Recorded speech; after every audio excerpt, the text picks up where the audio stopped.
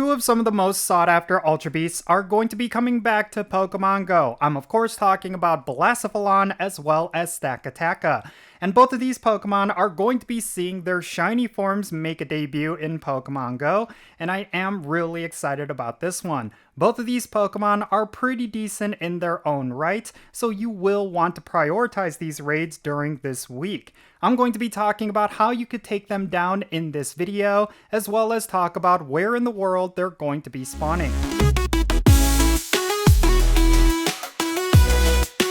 Alright, what's happening everyone? Jinsula here with a brand new Pokemon Go video. I hope your day is going fantastically well, and let's get right into it. So today we're going to be doing a raid guide for two different raid bosses that are going to be spawning simultaneously. However, both of these Pokemon are going to be in different hemispheres of the world, so if there is a particular one out of these two Pokemon that you want, you're going to have to use remote raid passes. These Pokemon are going to be Stakataka as well as Blacephalon. And something you need to keep in mind is that both of their shiny forms are also going to be making their debut. I'm really excited about this because I've been wanting a shiny Blacephalon pretty much since I discovered this Pokemon for the very first time. It's one of the coolest shinies in my opinion. Some people might disagree with me, but I personally feel like it's going to be my highest priority during this week. And it's going to be spawning in the Western Hemisphere. So if you live in the Western Hemisphere of the world, you're going to be seeing Blacephalon in raid battles. But on the other side of the world, in the Eastern Hemisphere, we're going to be getting Stakataka. Unfortunately, between these two Pokemon, Stakataka is not necessarily that relevant when it comes to gameplay, so for all the people who live on the Western Hemisphere, they're essentially getting the better Pokemon. But I will say that getting both shiny forms of these Pokemon is definitely going to be high priority because these two Ultra Beasts rarely come back to Pokemon Go. We just do not often see them.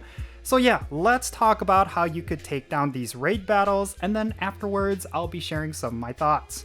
Let's start things off by talking about Blacephalon, and in case you are not aware of this Pokemon, it's basically a beefed up version of Chandelure.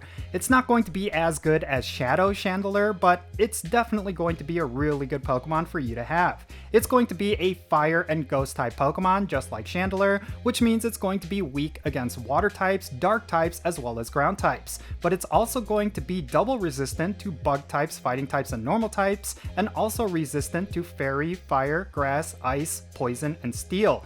Do not bring any Pokemon with these moves because they're not going to deal effective damage up against Blacephalon.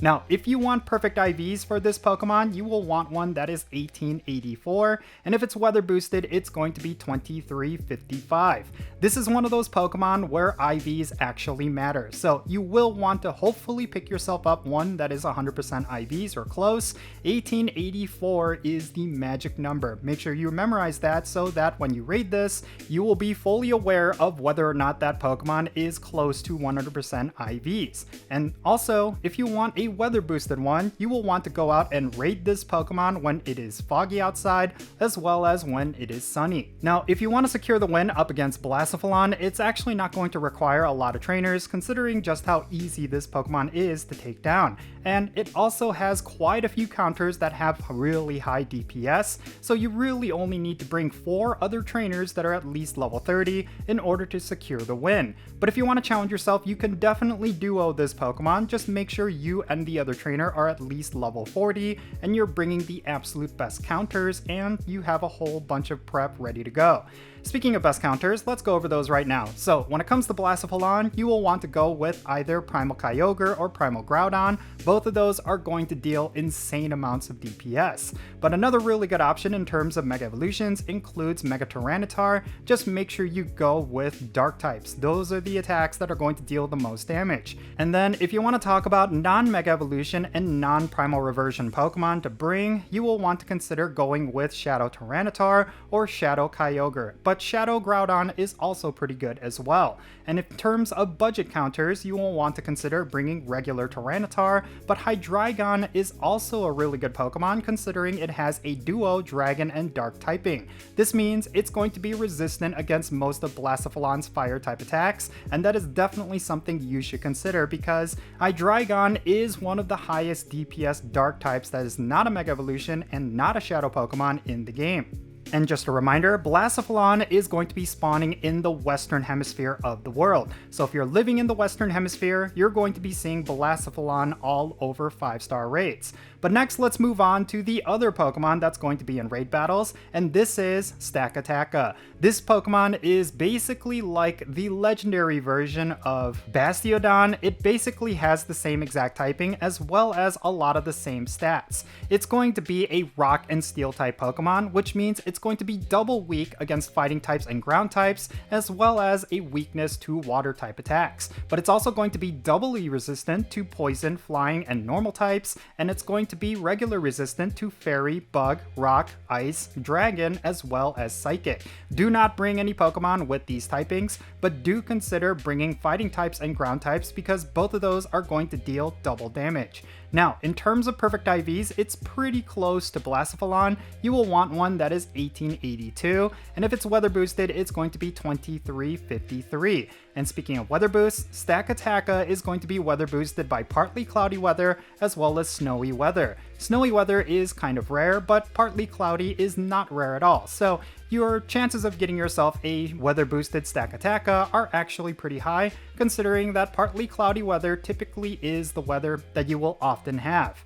Now, if you want to secure the win up against Stakataka, it's going to require just a little bit more compared to Blacephalon, and the reason for that is because this Pokemon tends to lean on the defensive side, so you will want to go with at least 5 other trainers that are at least level 35, and if you want to challenge yourself, you can potentially duo this Pokemon, but it's going to be a lot more difficult compared to Blacephalon. Just make sure both you and your partner are at least level 40, with all of your Pokemon being the best counters, and all of them are also level 40. Speaking of best counters, let's go over those right now. It's going to be a little bit different, but also quite similar to Blacephalon. You will want to go with either Mega Lucario or Primal Groudon as your Mega Evolution, and then top load your team with the best Shadow Pokemon that is a ground type or a fighting type. These include Groudon, Garchomp, as well as Conkeldurr. Now, if you do not have any of these best counters, you could go with the following budget counters and they're going to deal pretty good damage. You could go with either regular Lucario or regular Conkeldurr. Just make sure you're going with fighting type attacks. Both of those Pokemon are actually quite good up against Stakataka, and the reason for that is, of course, because this Pokemon is doubly weak against fighting type attacks. And then, like I mentioned earlier, Stakataka is only going to be spawning in the Eastern Hemisphere. So if you happen to be living in those areas, you're going to be seeing a lot of Stakataka in 5-star raids and no Blacephalons in 5-star raids. You're going to have to do remote raids for that particular Pokemon. Alright, so both of these Pokemon are going to be in 5-star legendary raids during this week, and I'm really excited about them, and I feel like you should be as well. Getting the shiny forms for both of these Pokemon is definitely going to be high priority for a majority of players, especially because they are technically regional legendary Pokemon, so getting a shiny for both of them means you're going to have a shiny regional. And you will want to hold on to those because they're going to be really solid trade chips. If you're going to places like Pokemon Go Fest or Go Tour and you're meeting trainers from across the world, chances are you might come across a player who is looking to get a shiny of the Pokemon that is not in their region. And you will want to have that Pokemon ready to trade because they might have the regional of the Pokemon that's not in your region. So that's going to be a very solid trade. Plus, if you happen to have yourself a shiny of a Blacephalon or Stakataka, you are likely to get yourself whatever trade you want. They're both going to be quite valuable. So yeah, I'm really excited for the raiding content this week. I think it's going to be a really good time. Both Blacephalon and Stakataka are definitely welcome additions to Pokemon Go, and it's been a while since we've seen them, so I'm really glad they're making a return.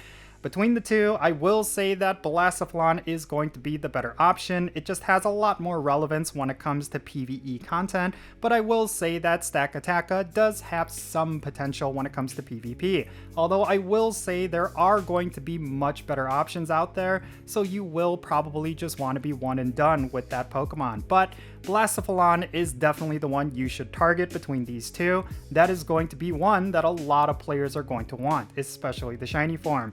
But in any case, that's going to be it for this video. Let me know your thoughts regarding these two raid bosses down below. Is there one in particular that you're going to be focusing on during this week? And what are your thoughts on their shiny forms? Definitely sound off in the comments section down below. and let's have a great discussion. Thank you so much for making it all the way to the end of this video. I really hope you enjoyed it and found it to be informative. If you did, make sure you hit that like button and subscribe if it's your first time here. And also don't forget that notification bell so you can stay up to date on whenever I upload videos. Real quick, let me give a shout out to all of my patrons on Patreon. You make this channel content possible. If you want to support the Jinsula channel, the best way you could do that is going to be by joining my Patreon. And if you become a paid Patreon member, I'm going to add you to my Pokemon Go friends list. So that means for stuff like remote raids, the friendship system, opening and sending gifts. If you want to play Pokemon Go with me, then make sure you go and check out my Patreon. And if you want to support my channel in a completely different way, you're always welcome to do so by following me on social media. My handle is @Jinsula. I'm on the platforms that you see on the bottom of your screen. Make sure you go over there and give me a follow, and you'll have access to some exclusive content, and you'll be able to catch up with my daily life. And that's going to be it for this video. I'm Jinsula. Be safe, have fun, and love yourself today, and I'll catch you all later.